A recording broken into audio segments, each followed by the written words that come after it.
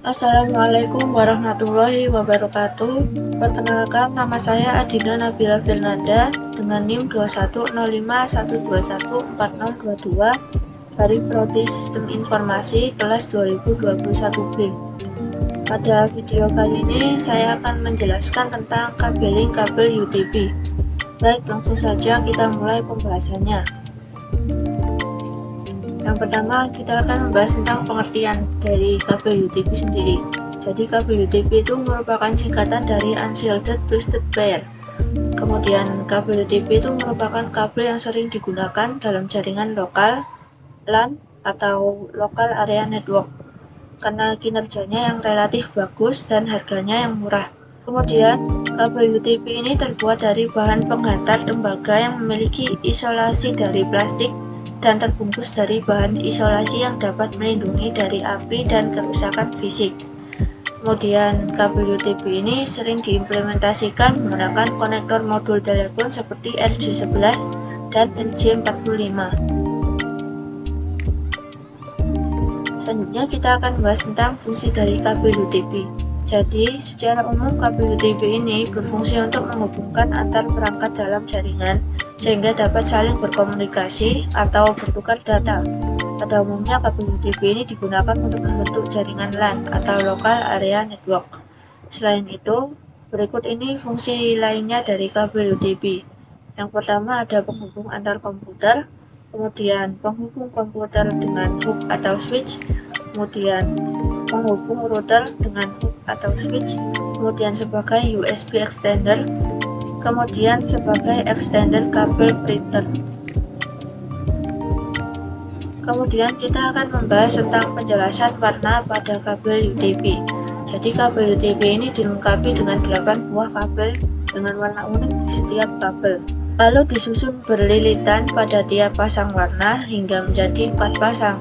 Lilitan kabel tersebut berfungsi untuk mengurangi induksi dan kebocoran pada kabel. Setiap warna pada kabel memiliki fungsi yang berbeda. Dari 8 warna kabel UTP, masing-masing memiliki perannya sendiri. Adapun fungsinya yaitu sebagai berikut. Yang pertama ada jingga atau orange, memiliki fungsi sebagai penghantar paket data. Kemudian ada putih jingga atau putih orange, yang memiliki fungsi sebagai sama penghantar paket data. Kemudian ada hijau yang memiliki fungsi sebagai penghantar paket data juga. Kemudian ada putih hijau yang memiliki fungsi sebagai penghantar paket data juga. Kemudian ada warna biru yang memiliki fungsi sebagai penghantar paket suara. Kemudian ada putih biru yang memiliki fungsi sebagai penghantar paket suara juga. Kemudian ada coklat yang memiliki fungsi sebagai penghantar tegangan DC. Kemudian ada putih coklat yang juga memiliki fungsi sebagai penghantar tegangan DC. Kemudian berikut ini adalah jenis-jenis kabel UTP. Yang pertama ada kabel straight talk.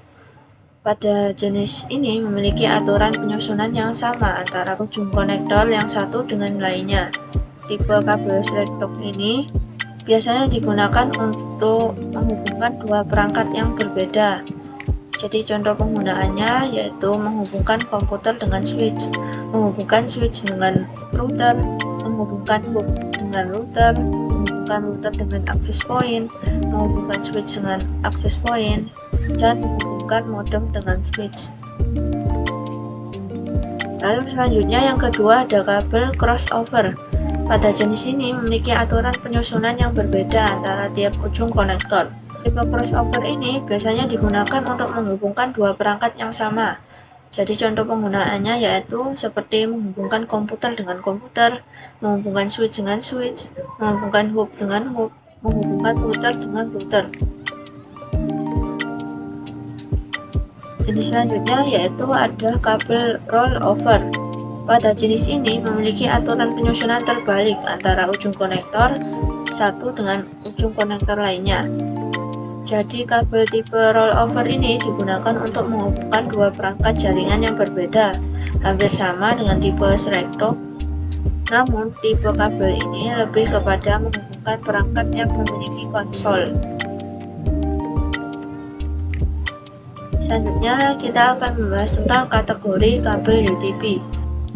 Yang pertama ada kategori 1, CAT1, merupakan kabel dengan kualitas transmisi terendah yaitu sebesar 1 Mbps. Kabel dengan kategori ini hanya mendukung komunikasi suara analog saja sehingga kurang cocok untuk sistem modern saat ini. Kemudian ada kategori 2, CAT2, memiliki kecepatan transmisi data hingga 4 Mbps. Kabel dengan kategori ini telah mendukung data dan suara digital.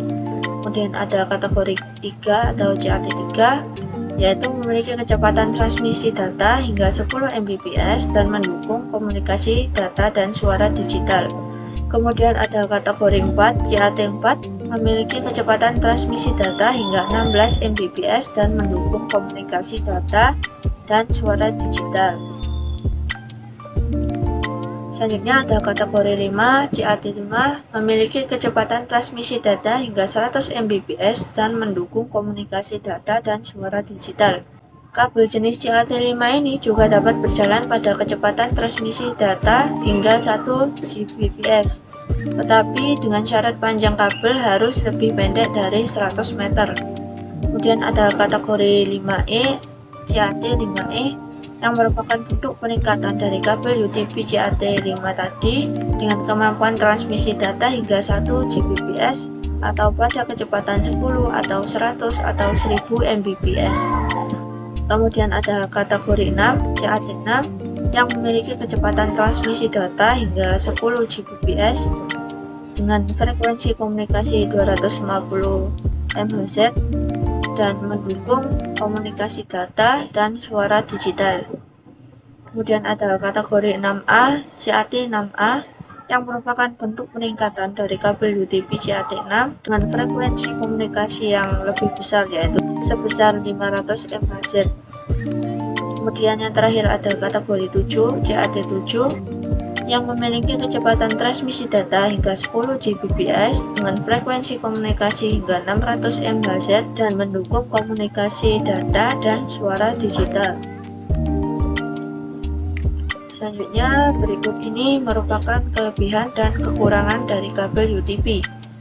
Yang pertama ada kelebihan, harga relatif murah, lebih fleksibel karena tidak dilindungi lapisan aluminium foil, kemudian diameter kecil atau 0,43 cm sehingga memudahkan dalam proses instalasi dan cocok dengan berbagai merek konektor RJ45.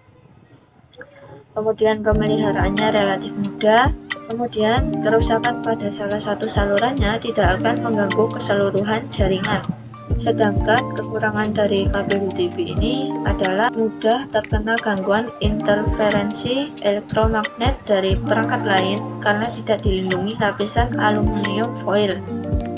Kemudian lentur dan mudah terkelupas sehingga tidak cocok digunakan di medan yang berat maupun luas. Lalu jarak jangkauan pendek, maksimum 100 meter, kemudian transmisi data relatif lambat. Kemudian saya akan melakukan simulasi pemasangan kabel UTP dengan menggunakan aplikasi di Android yang bernama UTP Kabel Simulator. Namun sebelum itu, saya akan menjelaskan tentang alat dan bahan apa saja yang disiapkan dalam pemasangan kabel UTP ini. Berikut ini adalah alat dan bahan yang harus disiapkan.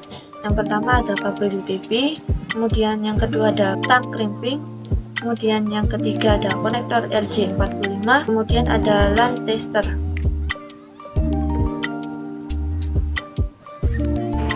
Di dalam video ini saya akan melakukan simulasi dari pemasangan kabel UTP dengan menggunakan aplikasi di Android yang bernama UTP Kabel Simulator.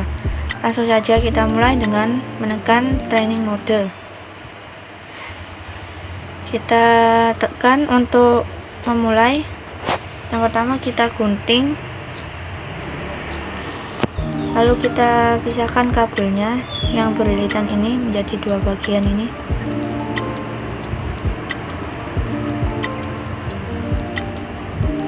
Lalu di sini saya akan membuat atau mensimulasikan tentang kabel UTP yang jenis straight atau lurus dengan susunan warnanya. Yang pertama ada orange putih,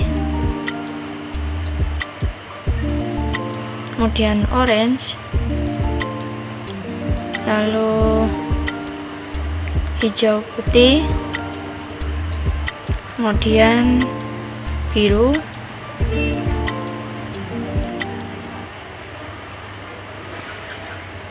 kemudian ada biru putih,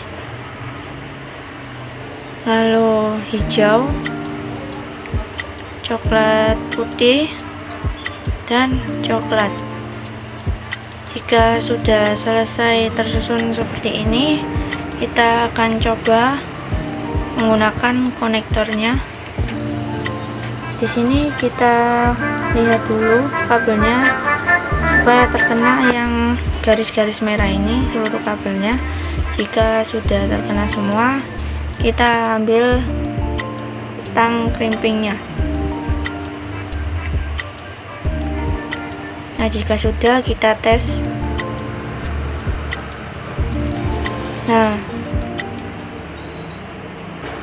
Nah, kita telah sukses untuk mensimulasikan pemasangan kabel UTP jenis straight atau lurus.